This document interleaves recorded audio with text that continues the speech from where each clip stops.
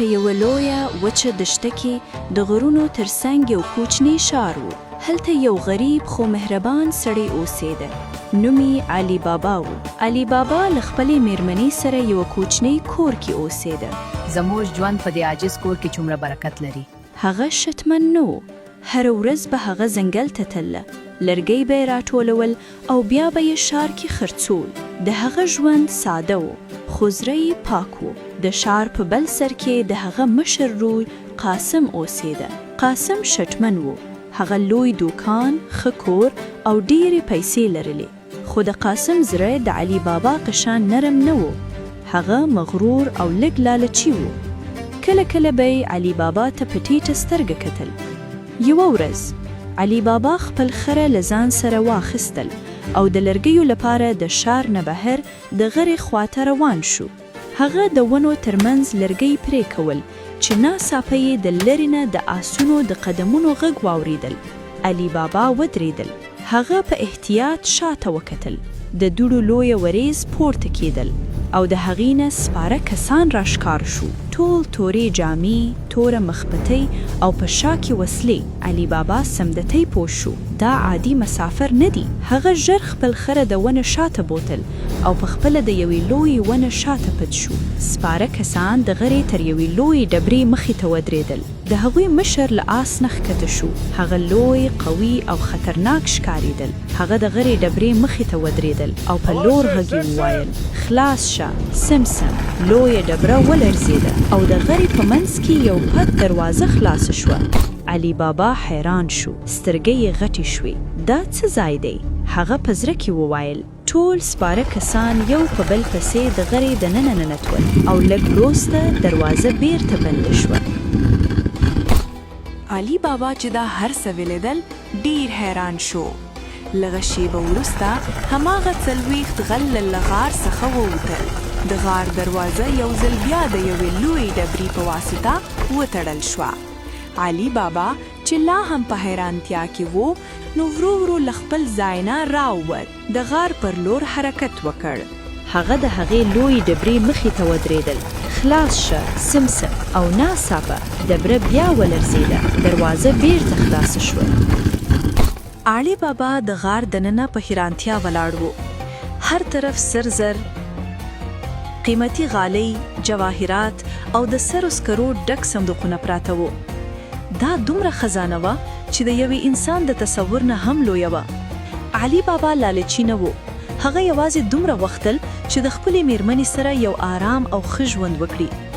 نو هغه د سرو زرونه یوازې یو کوچنی کڅوړه ډکه کړه. بیا یې هغه کڅوړه پر خپل خر کې کېښوده او د لرګیو لاندې یې پټه کړه. کله چې هغه د غار نه راووته بیا یې هماغه الفاظ وویل: بند شه سمسم. او دروازه بیرته بنده شوه. ماښام کله چې علي بابا خپل کور ته ورسېدل میرمنې حیرانه شوه.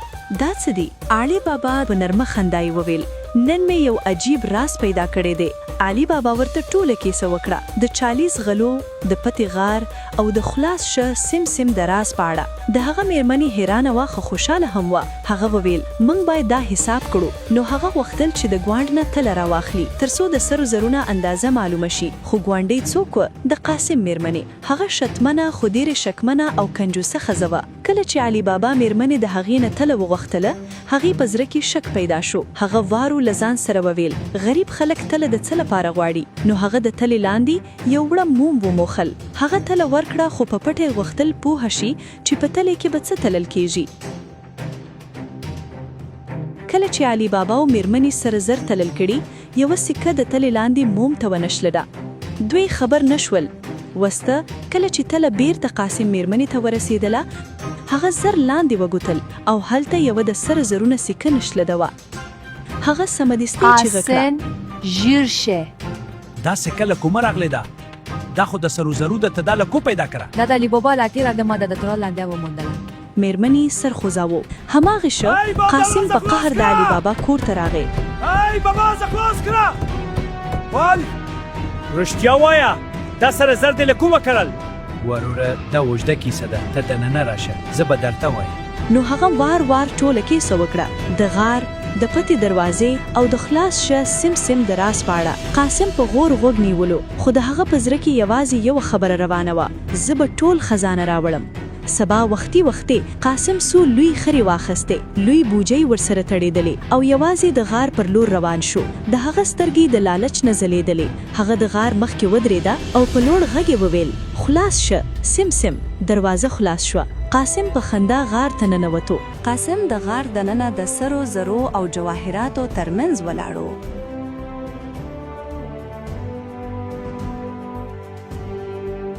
هغه یو بوجي ډکه کړه، بله یې ډکه کړه او بیا یې درېیمه هم ډکه کړه. هغه په خوشحالۍ خندل.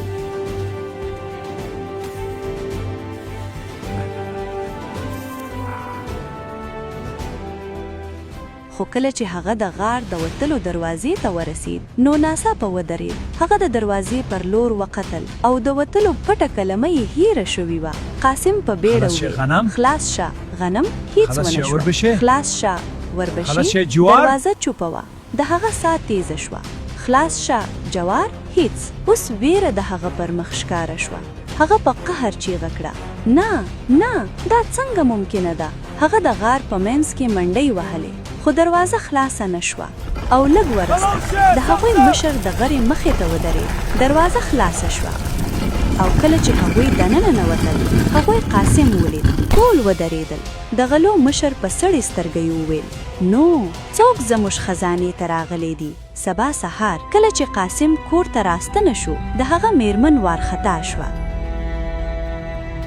هغې د علي بابا ته وویل: هغه پرونه د غرې خواته تللی و او تر اوسه نه دی راغلی. علي بابا سمدتۍ پوه شو چې څه پیښه شوې ده. هغه په غمزین زړه د غرې پر لور روان شو. کله چې هغه غار ته ورسید، دروازه یې پرانیسته او دننه ننوتل. هغه خپل ورور وموند.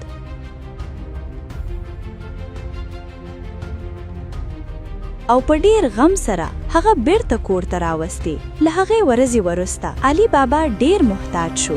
هغه پوه شو چې اوس چلحاق غلی به د هغه ورور د راتګ راز معلوموي او همداسې وشو. د غلو مشر پوه شو چې قاسم یوازې نه و راغلی.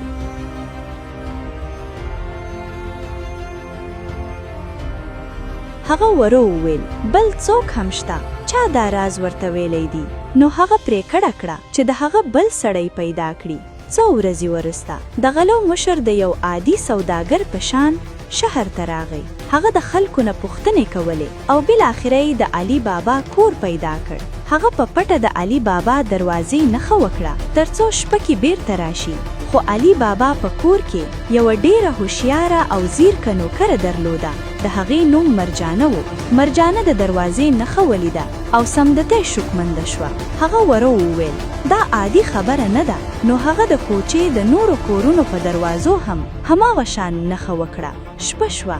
د غلو مشر بیرته راغی، خو کله چې هغه کوچې ته رارسید، هغه حیران شو.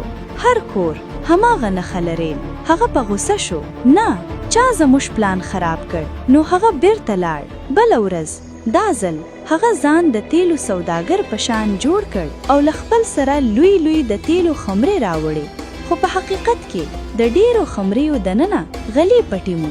یوازې یوه خمره د رښتیني تیلو ډکه وه. هغه د ماښام په وخت کې د علي بابا کور ته راغی او په نرمۍ سره وویل: زه مسافر یم، یوه شپه ځای راکړ. علي بابا چې خو زړه سړی و، هغې ته ځای ورکړ. خو مرجانه بیا هم شکمنده وه. شپه ناوخته چې لږ تیل راوړي، نو هغه د خمرې خواته لاړه. خو ناڅاپه د یوې خمرې نه ورو غږ راغی. آیا وخت شو؟ مرجانه کنګله شوه. بیا بلې خمرې نه هم هماغه غږ راغی. آیا موږ راوځو؟ اوس مرجانه پوه شوه دا تیل نه دی، دا غلې دي. مرجانه ډیر هوښیار کار وکړ. هغه یوه رښتینې د تیلو خمره خلاصه کړه او ګرم تیل تیار کړ. بیا یې یو په هغو خمرې واچول چې غلې پټې وي او په دې ډول د غلو ټول پلان هماغه شپه ختم شو. سبا سهار د غلو مشر حیران شو چې هیڅ څوک نه راوځي. هغه پوه شو چې پلان ناکام شوی و. هغه د تېښتې هڅه وکړه. علي بابا او د شهر خلکو هغه ونیول او په دې ډول د چلحاق غلو خطر د تل لپاره ختم شو. وروسته علي بابا خپل خزانه یوازې د خپل ځان لپاره نه وساتله. هغه د هغې نه خپل ژوند ښه کړ. غریبانو سره یې مدد وکړه